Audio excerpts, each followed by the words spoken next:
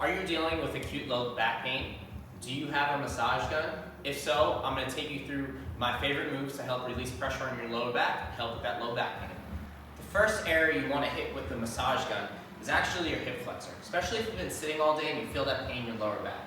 You can feel for the bone here right on your hip, and you're going to go slightly below that bone, and you're just going to hold that there.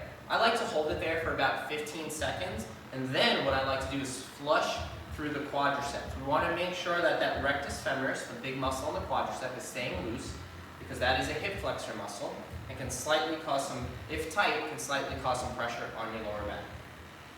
Make sure that you do both sides before moving to the next area.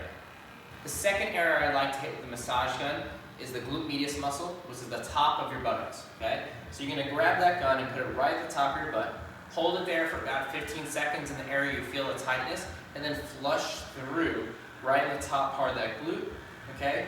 If we can decrease tension in your glute medius, you most likely decrease tension in your lower back.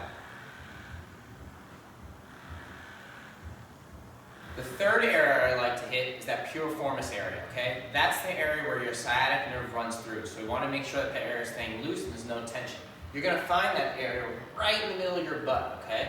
Go around a little bit until you feel it. You'll feel that tightness. I like to hold it there once you feel it for 15 seconds like the other ones, and then really just massage your butt, okay? If you can just get a little more blood flow back to the area, it should decrease some tension on that nerve and take some pressure off your lower back. The last area I like to hit with the massage gun for low back pain is actually the muscle in your lower back right outside the spine. So we want to make sure we never actually put this on the spine or bone.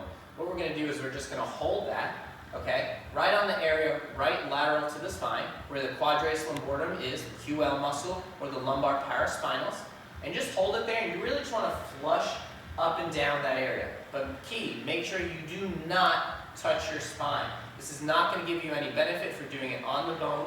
We're just trying to increase blood flow to the lower back, to those muscles, and decrease tension on that area.